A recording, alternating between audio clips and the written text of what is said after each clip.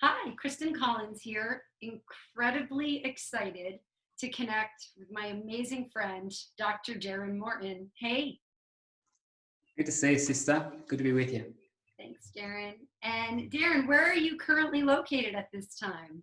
Well, I'm currently, if my accent hasn't given it away as yet, I am actually based in Australia, of all places, the land down under.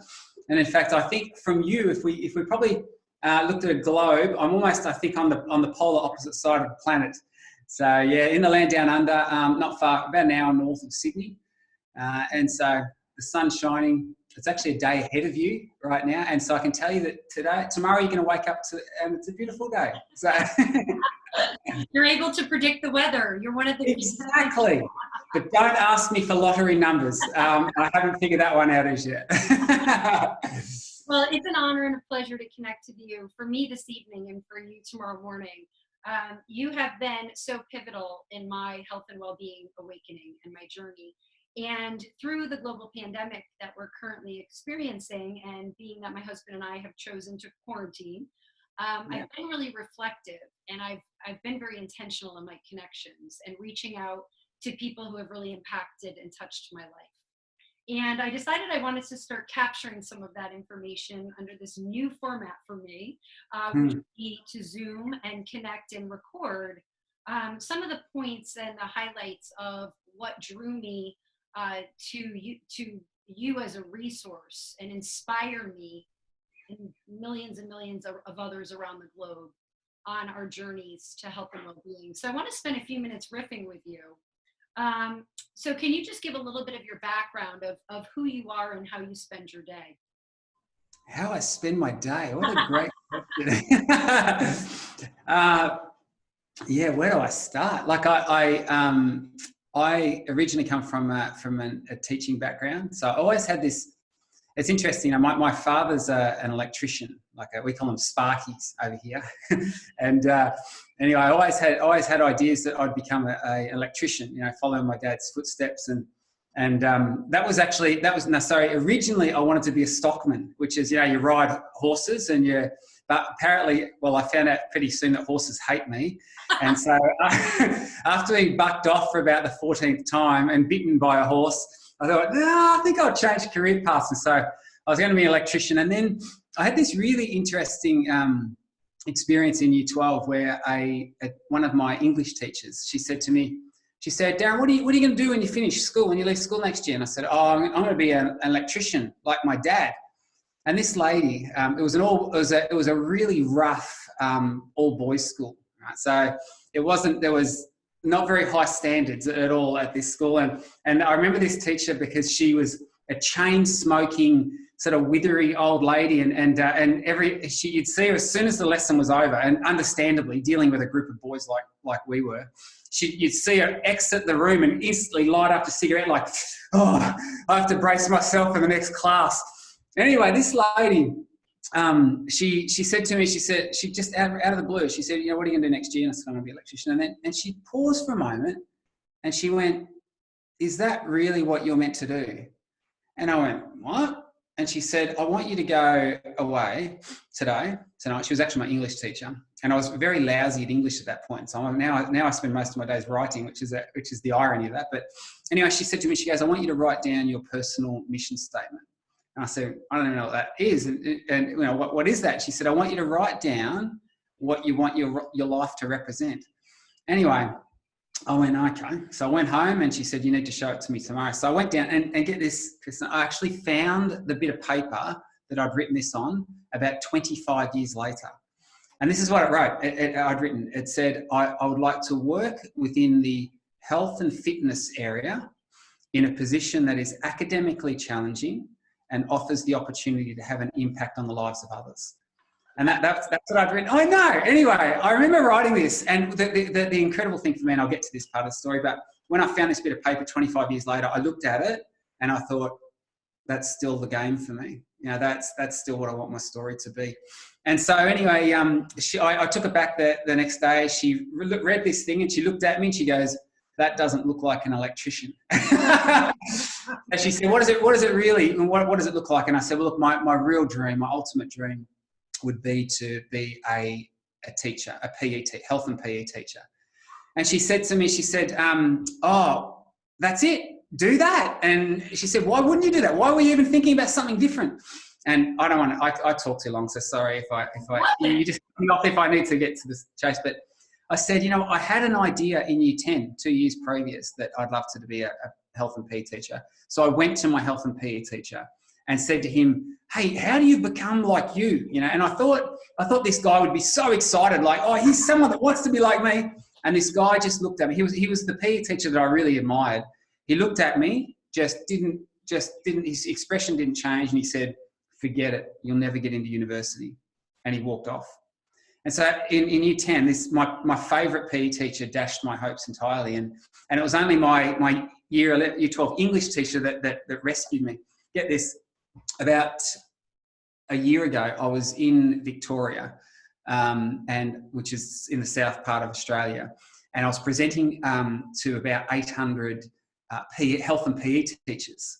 Right, and I'd actually done my training, even though I'm based up near a bit further north in Australia now. I did my training down in Victoria, and I said to them, in year 10, I wanted to always become a health and PE teacher, but I almost didn't get there because my PE teacher told me that I wouldn't get into university, and I even jested. I said, I'd love to meet him again, and say, hey, here's my PhD now, But anyway. And in another part of the presentation, I'd mentioned that what school I went to as well, and which is probably a bit dangerous. Lucky I'd mentioned no names of teachers or anything. I was careful about that. But at the end of this presentation, this guy walked up to me and he said, hey, I was a PE teacher at that school around about the time you would have been there. And I've just gone, oh, no. And he said, can I have a guess who the PE teacher was that told you? And I'm just going, you probably shouldn't. I don't want to hear this. And he said, was it? And he mentioned the name. And I said, yeah, that was it. And I said, and the irony from it, I said, the thing that I can never understand is that was the guy that I looked up to. He was essentially the guy who wanted to mentor me. And he just shut me down. And he said, can I tell you the backstory? He said, about that time, would have been about that exact time, that man lost his 16-year-old son. Oh. Right. And you know what? I remember just everything changed for me. I just, and what the lesson I took away from that is we don't know people's backstories. We don't know. Where I'm like, my whole body is like, I'm thinking sweating.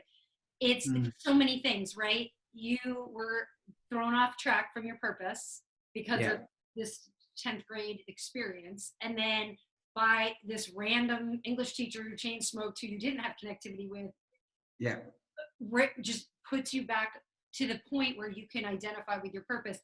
Never mind you getting into university. Yes. But, you have a PhD and you teach at a university. You can't make stuff up. And then also, I just want to shed light on again, pointing out, you have no idea what's going on in someone else's life. No. No, that's right. And it changed. It's been it was really quite impactful for me because I'd always over the years just really struggled, and I thought, that guy, why would you as a teacher now, I realized, why would anyone shoot down another person's dreams like that? But everyone's got a backstory. So. And how wonderful you were able to hear the backstory, even though it was many years later. Oh, for sure. Wow, that is such a gift. So, to cut a long story short, my English teacher says to me, you're going to be a PE teacher. I know you're going to get into university. And so there were 4 universities in Victoria, in the southern part of Australia, that offered this course. So I applied for all 4 of them, and I got into number 4. But you know what? That was once again a remarkable situation. I went off, I did my training, really enjoyed it. It was a very good university. At the end of that, in my last year, I got a job. I did a prac teach at a local school, a small school. And in my prac teach, they said to me, you know what? We want you to come on staff. They didn't even have they were a growing school. We don't have a PE teacher. We'd love for you to come and be our PE teacher. And it was just the dream job. And I just thought, oh, wow, this is going to be fantastic. This is close to home. It was just, everything was perfect.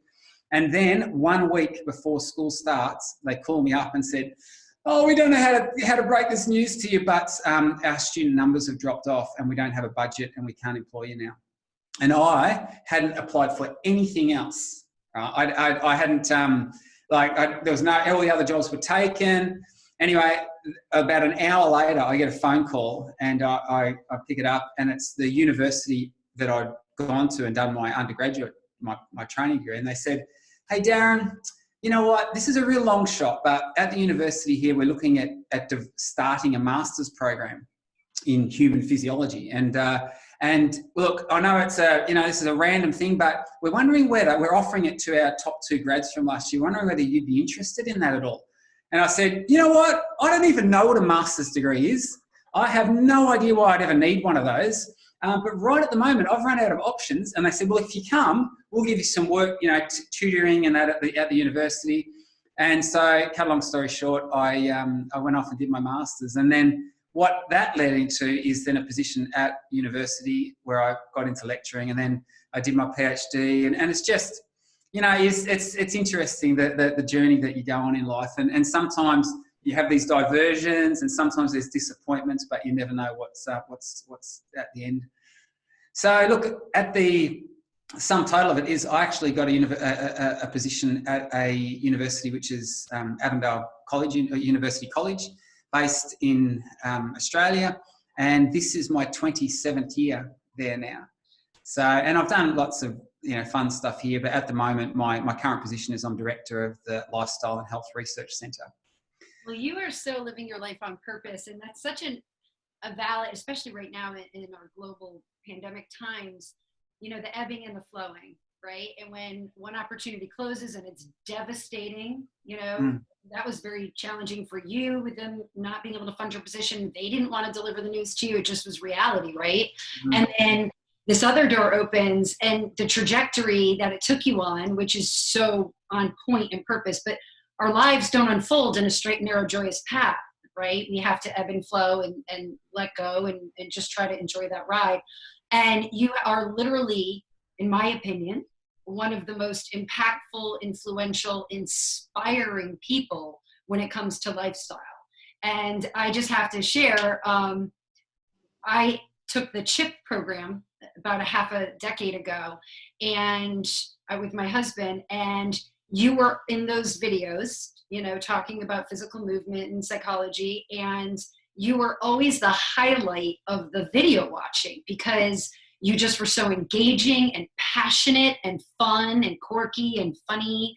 And it immediately, the connection that you provide for people that they can plug in and learn from you because you're so on point and you're so on purpose. So I ended up taking CHIP again. I took it 2 times. Once was just not enough to land on me. And what was so cool is, like, by the time I was done, you were, I think, on my Christmas card list. Like, you were my friend. I'm like, staring into my face, like, for this 2-year period, and you were my friend. So fast forward, like, 2 years later, and I'm at a conference, and there you are on stage in front of thousands of people. And the conference was fine, and I was learning, but I wasn't like energized, or, my mind wasn't being blown, or I wasn't like ready to go run an ultra or something. And wouldn't happen by almost any means either. But and there you are up on stage, and I'm like coming out of my skin. I'm like, that's the guy. That's my friend. And the person I was sitting with was like, what are you talking about? I'm like, that's the guy from CHIP. He's changed my life. Like, he's my friend. And that's when you presented on your current passion, the Lift Project. And I want you to talk a little bit about the Lift Project and kind of what inspired you to do it, and just give me a brief overview.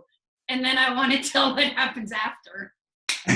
Sounds good. It was interesting. I remember that conference so vividly because I was presenting it, and then after the presentation, Dr. Sal, who's a colleague of yours, he contacts me. He says, "Hey, you need to ring Kristen Collins," and I was just going, "I don't know who it is." He goes, "You need to ring her, right?" He says, "She's a whirlwind, this woman." And anyway, and then we had a phone conversation. I remember, and I think you were standing in line on the way to board a plane. jet bridge boarding an aircraft to go home, and you would just climb some mountain or something, I stalked you. I told you, I'm like, do you know Dr. Darrin Morton? You need to have him call me. And they were like, okay, weirdo. And I'm like, oh, you don't understand. I love what he's doing, and I want to help him. Well, and that was the thing that just really hit home for me. And so the current path is that, look, I think what I've always been interested in, and even when I come from a very strong exercise background, and that was sort of what attracted me to the health and PE space in particular. But what I realized is that being active was really a pathway to feeling good, feeling good and feeling good about life. And what I've realized is that really that's where my passion lies. It's about enabling and equipping people to feel good and feel good about life. In other words, to boost their well-being and particularly their mental well-being. And so I actually started on this pathway it's nearly 20 years ago now. And I actually started writing in this space of what are evidence-based things that we can do to actually, be in a better place, for want of a better, and it's so trite and cheesy, but the idea of living your best life, what does that look like? And so I've always been just captivated by that any information relating to that from a scientific point of view. So, neuroscience was really intriguing me. Lifestyle medicine was really intriguing me, and I was very much immersed in that world. Positive psychology was. And I don't know, and it's culminating now, and it's getting more and more to the pointy end, and we're getting some serious traction. But I just feel this calling to lift 10 million lives with some of the things that I've been privileged enough to learn about and experience for myself. And so that's what this LIFT project was. It was, creation of this evidence-based, wellbeing intervention, primarily that targets mental wellbeing. And the goal is to lift 10 million lives. And so, anyway, I was sharing this, and that's when you come forward and just say, you know what, I can buy into that. I'm going to help make that happen. And I'm thinking, I think she will. And so, it's been quite amazing. And to be honest, Kristen, I think you were probably first cab off the ranks, but there have been other people now that come forward and say, I want to contribute to that. I'm not a consumer. I want to contribute to this, something like this. I want to give to it, not, get from it. And it's just so exciting and empowering, to connect and rub shoulders with people like that. These are life change, world changes. Well, and so that's really how our connections was started, I suppose. But can I compliment you, because one of the lessons that I'm learning right now is about knowing who you are, living your life on purpose, right? And without attachment to outcome. And what I mean by that is without judging how other people are choosing to go about it, and having your big, hairy, audacious goal. Yeah. Walks around and says, I want to live 10 million lives. And even when you and I first started talking, you were like, I want to live 10 million lives. I know that. I'm like, no, I think it's great. Let me try to get 1 million for you. It was an early example for me that I wasn't aware, but it was an early example of me of, this is a guy who is living his life on point. And he has a vision, and it could sound insane to some other people, but he doesn't care. He knows it's his calling. He's putting it out there, and whatever happens, happens. If you fall short, you fall short. And Darrin, I promise you, when we're old and we look back at this and you've touched way more than 10 million, we're going to be like, you actually didn't shoot high enough. So I wanted to just shed light on that, because I think especially right now, with a lot of pausing and contemplation and questioning of who am I and what is important to me and what do I stand for? That's happening all over. People are popping. You are already that swell of, never mind you modeling that, but you also have a program that can help lift people so that they can get in touch with who they are. And that's just so powerful to me. Yeah, I everything you said, I that really resonates with me. And when you meet people like yourself, that are on the same journey and have the same vision and the same paradigm for living, I think it is. For me, it's interesting. I came to a point. I've turned 50 this year, and I think you start to do a bit of an evaluation and go, what do I want my life to count for? And for me, Stephen Covey, I enjoy his readings, and one of his key points is begin with the end in mind. And so I've always been very intentional about it. What do I want at the end of it? What do I want to be able to say? And for me personally, this is just my, I suppose, frame of reference. There's actually this great parable of servants and a master and how they interact. And there's this, at the end of this parable, this master says to one of the servants, "Well done, good and faithful servant." And I thought, you know what? That is what I want to be. I want to recognize that we are here to serve. We're servants. You know what? This isn't about us. This is actually about the bigger cause, and about others. And so for me, I have a very firm mindset that I'm in servant mode. And then the two aspects, good, we've got to be campaigning for good. There's too much bad in the world and we need the light, so campaigning for good, whatever that looks like in your sphere of influence. But that other word, it's a good and faithful servant. Faithfulness, I really like what that represents. And that is, there's actually a quote, Mother Teresa has this quote where she said, "We're called to be faithful, not successful." And so many of us get so hung up on success, well, we've got to hit, do that. You know what? Not really. What we've got to be is we've got to be courageous enough to step forward and step up to what we feel called to do, acting as a good servant and to whoever, whatever that represents for you. And so, and what's incredible about that, when you get the idea that, it's not really up to you to be successful, but it is up to you to be faithful, is it's entirely liberating. Because you know what? If I don't hit the goals, well, you know what? As long as I was faithful in the approach, well, that's sort of outside. And a lot of these things are completely out of our control. Right. And so anyway. Being attached to outcome, meaning I'm going for it. And if I don't get there, I don't get there. Yeah. I want to riff on that a second, if you don't mind, because this is a space that I'm really starting to contemplate and I'm trying to articulate right now, because it's one thing to be of service. Yes. Right?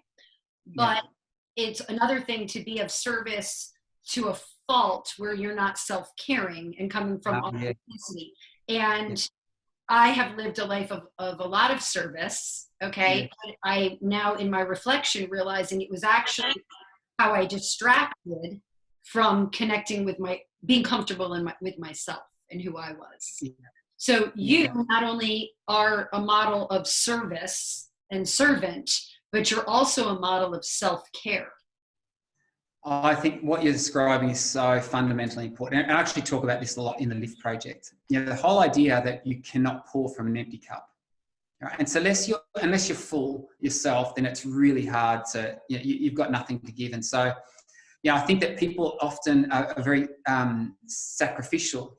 People have a service mentality, think that means just giving all. No, it's not. It means doing stuff so that you can keep topped up, so that you can continue to pour. So, I think that's a really key message that people need to hear. Self-care is not selfish, right? It's self-sustaining. That's what it is. And so that's really critical. Yep. And that's a lot of what I had to realize, and I had to recharge, which took quite some time because there was only outpouring and there was no receiving. Never mind, receiving from others, because that wasn't even a thing, but then receiving from self. And so I'm going to be spending the next chapter of my journey really delving into that and helping for people who hit that midpoint, which you're hitting, I hit a few years ago, and that's when I hit the wall. And by the grace of God, it was pointed out to me, like, you medically, I don't even know how you're sitting here. You have nothing left. And I'm like, I don't understand what you mean. All you do is export and you don't allow. And so that was really cool. And I think a really important message. So I want to pull this all together. Because, like I said, when I was contemplating just starting to have some fun dialogue with people that have been very important and impactful to me and many, many, many others in your case, you were not only the first person, but I was like, I refuse to even contemplate starting this unless I get to first connect with Darrin Morton. Take me through the next 10 years based on going through a global pandemic right now, a lot of pausing going on, a lot of questions being asked of self, of systems, of global impact. From your vantage point, what do you hope for the next 10 years to look like? Well, what do I hope it'll look like, or what will it likely look like? They No, might be I want you to put it out to the universe, because what you put out there seems to appear. You know, I hope that even through crises like this, there's actually going to be a recalibration of society. And we are seeing, I mean, and look, we see what's happening in the US, and our heart goes out to you guys. It's just really, really terrible and very, very impacting and hard. In Australia, we're not doing too bad.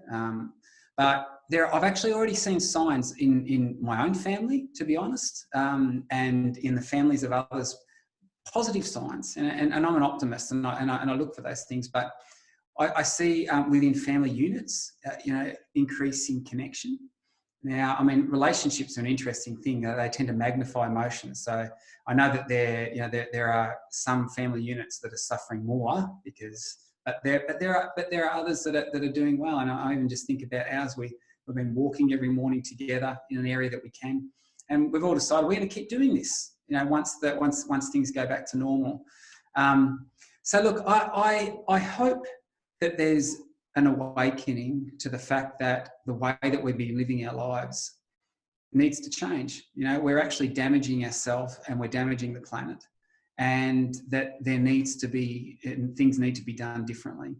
So my hope would be that we actually see a reawakening of the importance of wellness and well-being, and the pathways to help to achieve that. And I talk about all these things in the LIFT project. I'm hoping that message gets communicated and people start living that out more in their lives. Thank you for that. That is such an incredibly beautiful message. And the LIFT project does facilitate the continuation of that, and it helps people understand that. And hence why when I was at that conference a few years ago, and I saw what you had birthed and saw what you were, so passionate in sharing, and I stopped you. I'm like, may I please help you? And you were like, are you looking for a job? And I'm like, I have a job. You're at 4 jobs. I was like, I just really believe in what you're saying. And I think what you put together, obviously it's based on science, but is a wonderful tool. And so it's really exciting to see it starting to be picked up. And it is so timely right now that I have no doubt that you're going to hit your 10 million in the next 10 years. So thank you so much for taking some time to just chat with me and connect, and just be that bright light that we can, and keeps us hopeful and inspired. Oh, no, it's always a pleasure chatting with you. And I always come away, whenever we have discussions, I always come away re-energized myself. But no, hey, thanks for being the inspiration that you are and the work that you're doing. It's just amazing. Thank you, Dr. Morton. Be safe over there and be well. You too. Talk soon.